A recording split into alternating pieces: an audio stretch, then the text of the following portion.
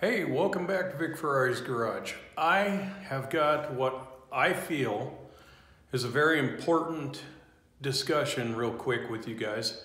I feel it is a safety concern and I want to talk to you about it. So let's jump over here to the buggy real quick.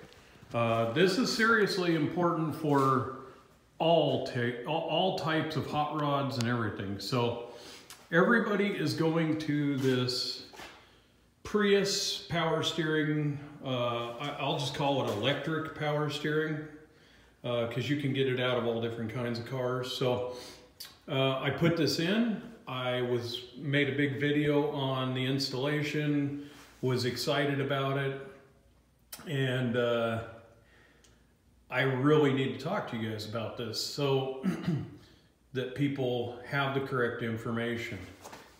So I put it in perfect. It's got the U-joints, everything's great. Put it in with extra strong supports. I mean, everything's great. It's working totally properly the way expected.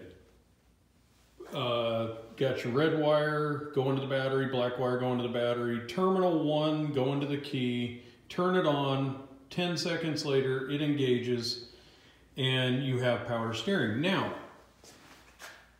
for off-roading, going slow, it's excellent. It gives you a lot of power.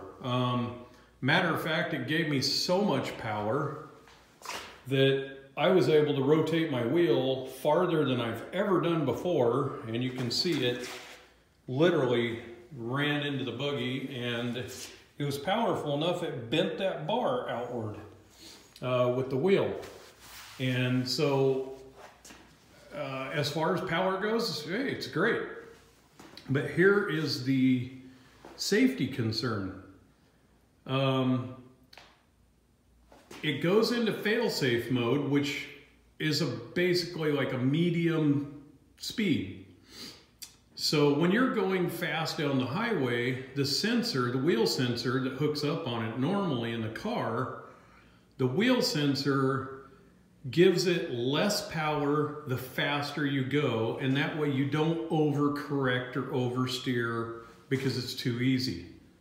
And then the slower you go, the wheel sensor adds more and more power to the steering so that when you're virtually stopped and your wheel doesn't want to turn, or you're going slow, or you're in the sand and your wheel's really buried in it, or you're four-wheeling and you're trying to climb a hill, you get the idea. So it gives it more power the slower it goes. Well, these go into fail-safe mode. They give you medium power. And here's the problem. If you're going at a certain speed and say you start to slide because you're on a dirt road, and your wheel, you'll notice that when you're driving and you start to slide, your wheel actually like almost corrects for you. It's so easy. And then when you start to slide the other way, your wheel corrects back the other way. And that happens like that.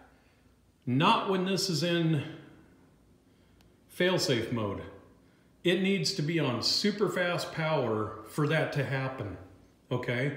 And I don't know, I haven't been in any electric cars going down the highway when they start sliding sideways, but I'm almost guessing it's not going to be a pretty sight if it's like this. So when you're in fail-safe mode, you get medium.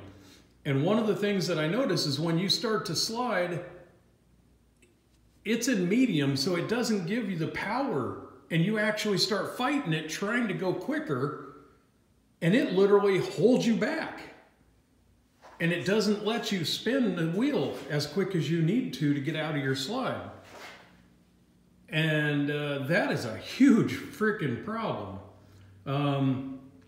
I got into a slide on dirt road a couple of different times and found myself not able to turn into the slide, and I ended up overcorrecting, was heading towards the side of the road, and ended up kind of riding the side of the road and getting back over. And it's not happening only when it's extreme slide. It just happens pretty much say you're going down kind of at a faster pace and you turn a corner, say a roundabout. This is where I had a problem, in the roundabout at Torteso in Buckeye, Arizona.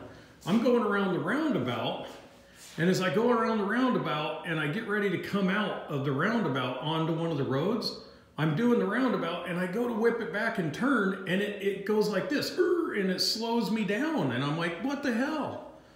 And it's because it's only got one speed. It's not controlled by the speed of the wheel. So when you're in a roundabout, you're going slower. You need the steering to be able to function quicker. You need that more power to make it turn. But no, you're stuck in medium mode no matter what you do. So it was, in my opinion, it's going to cause me to kill myself or my family. So this thing here, I'm not going to show you how to install it. I'm not going to tell you that it was good, because it wasn't. I will tell you, if you're in a rock crawler and you want power steering, do it. If you're putting it in your hot rod, beware.